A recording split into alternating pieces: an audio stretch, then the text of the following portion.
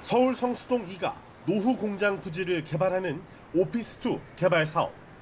국내 시공 순위 16위의 중견기업인 태영건설은 이곳에 대지 면적 3,834제곱미터의 지하 6층, 지상 11층짜리 업무시설 시공을 추진했습니다. 하지만 이 사업과 관련한 480억 원 규모의 PF, 즉 프로젝트 파이낸싱 채무를 막지 못해 워크아웃 절차를 밟게 됐습니다. 태영건설의 순수 부동산 PF 잔액은 3조 2천억 원이며 이번 달까지 만기인 PF 보증 채무는 3,956억 원입니다.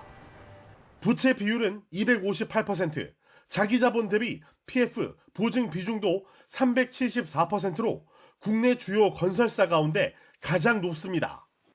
태영건설의 경우 자체 사업 비중과 부채 비율이 높고 자기 자본 대비 PF 보증도 과도한 점 등 태영건설 특유의 문제로 인해 어려움이 커진 만큼 건설업 전반의 문제라고 보기 곤란하고, 자력으로 채무 상환이 불가능한 기업을 대상으로 하는 워크아웃은 채권단이 75% 이상 동의하면 개시됩니다. 그럴 경우 채권단 관리 하에 대출 만기 조정과 신규 자금 지원을 받게 됩니다. 태영건설의 워크아웃 신청은 PF 부실로 인한 건설업체들의 연쇄 위기로 이어질 수 있습니다.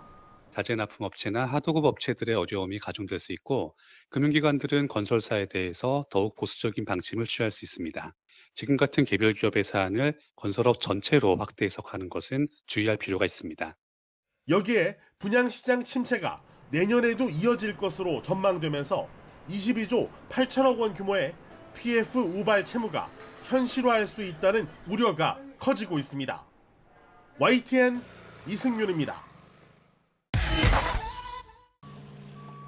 과천 지식정보타운 아파트 건설공사 현장입니다. 태영건설이 시공을 맡은 현장으로 공사비로 1,700억 원이 넘는 돈이 투입됐습니다. 내년 2월 신혼부부 500여 가구가 입주를 앞두고 있지만 태영건설의 워크아웃 신청에 입주 예정자들은 불안에 떨고 있습니다. 이처럼 태영건설이 공사 중인 현장 가운데 이미 분양을 시작한 사업장이 전국에 모두 22곳, 2만 가구에 달합니다. 이 가운데 14개 사업장은 주택도시보증공사의 분양보증에 가입돼 있어 입주가 차질 없이 진행되고 공사가 어려운 경우엔 분양대금을 돌려받을 수 있습니다. 문제는 남은 8개 사업장입니다.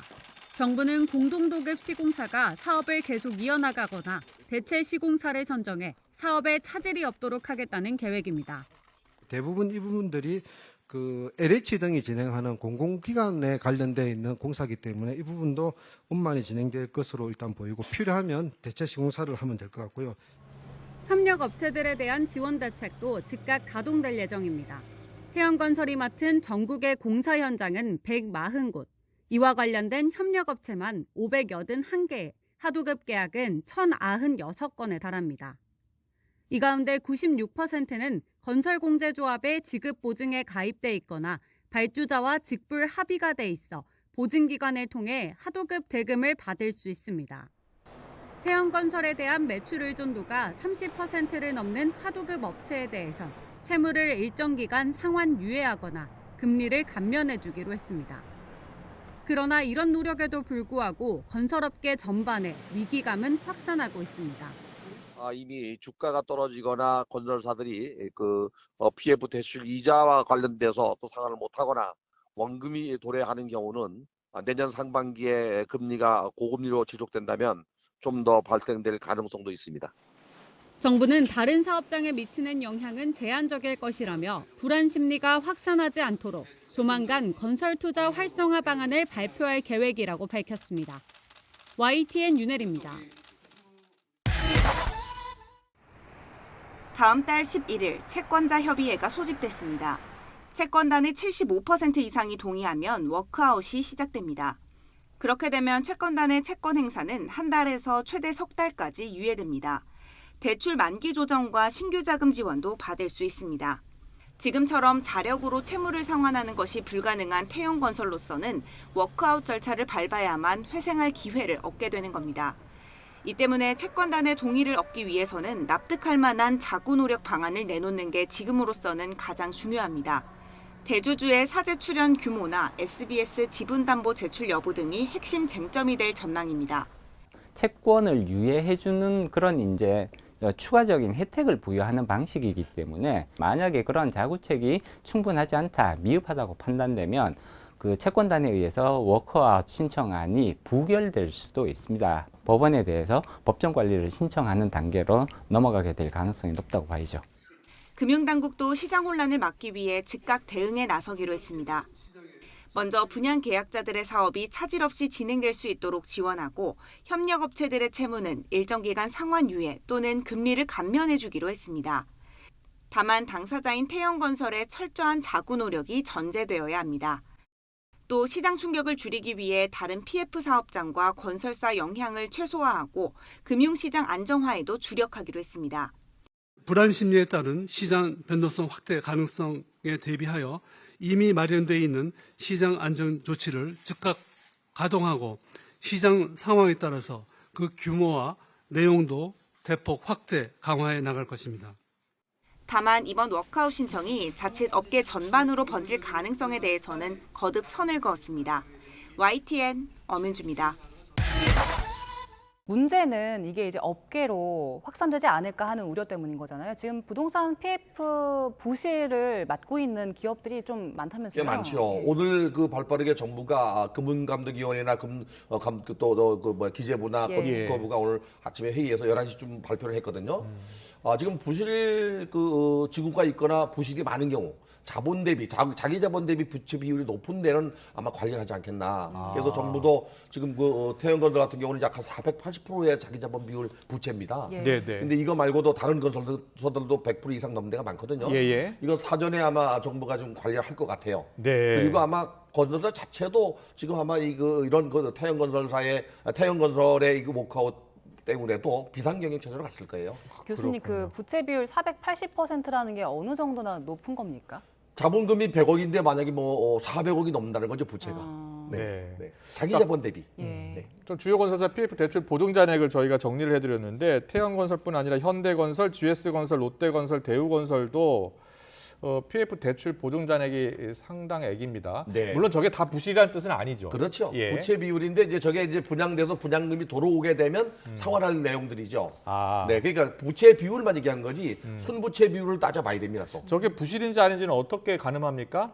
일단은 이제 아파트 같은 경우는 분양이 다 됐다면은 예. 중도금 대출이 들어오잖아요. 아. 1원으로 상환하면 되겠죠. 예. 만약에 미분양이 증가하게 되면 계약금도 안 들어오고 중도금도 안 들어와서 문제가 돼요. 네. 그런데 이제 분양이 됐거나 또는 분양 중에 있는 데는 부실로 볼 수는 없죠, 아직은. 그렇군요. 근데 이제 현대건설이나 또 GS건설 같은 경우는 자기 자본 대비 부채 비율 높은 편입니다, 저게. 예. 그리고 이건 다른 기업들인데 태영건설의 하도급 기업들도 있잖아요. 네, 그것들은 그게 문제입니다. 어떻습니까? 하도급이 581개나 됩니다.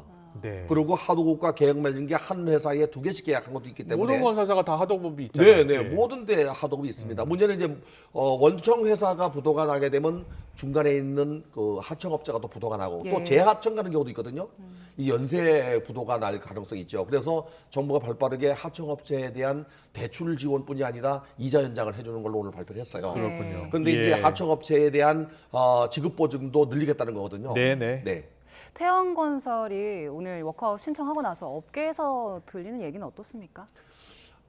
이 태영건설 말고는 뭐 더 이상 번지지 않을 거라는 그런 기대심이 있어요. 사실은 이제 고금리와 그 고분양가, 소위 말하는 원가가 올라가는 자재값 상승이 문제가 되거든요. 예. 근데 건설사들은 뭐 모두 숨죽이고 있지만은 더 이상 번지지 않기를 바라는 이유 중에 하나가 예전에 강원랜드 사태가 있었잖아요. 예. 근데 그게 2천억이 넘었었는데도 조용했거든요. 근데 이거는 좀 얘기는 달라요. 지금 현재 9월 달에 PF 잔액이 134조 3천억이나 됩니다. 네. 엄청 크지요. 예. 그래서 건설사들이 부동산 시장이 침체되고 만약에 고금리가 지속된다면 네. 피해갈 수 없는 회사들이 있을 거라고 예상하고 있어요. 그렇군요. 일각에서는 지금 이게 자금을 이제 빌려준 회사는 금융권 아닙니까? 그렇죠. 제1금융권도 있고 2금융권도 있고요.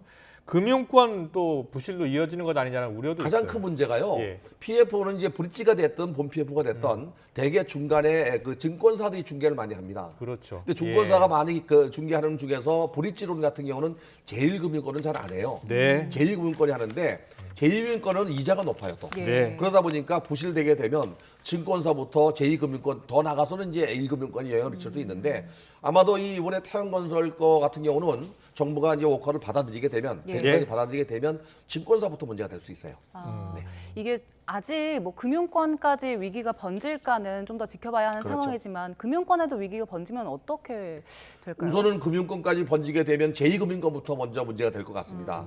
신용금고라든지 저축은행부터 문제가 되고요. 그 다음에가 이제 1금융권인데 1금융권까지는 가지 않을 거라고 봐요 저는. 예, 지금 뭐 가장 민감하게 반응하는 곳은 주식시장이 될 것 같아요. 그렇죠. 금융시장, 주식시장은 지금 어떻게 움직이고 있습니까? 건설 시장의 그 주가는 거의 떨어진다고 봐야 됩니다. 예, 예. 건실하게 뭐 잘 나가는 건설사가 많지 않기 때문에 그리고 건설 시장이 대부분 PF로 사업을 하기 때문에 이번에 태양건설 사태로 건설주는 막 상당히 많이 하락하지 않겠나 하는 생각이 들어요. 예.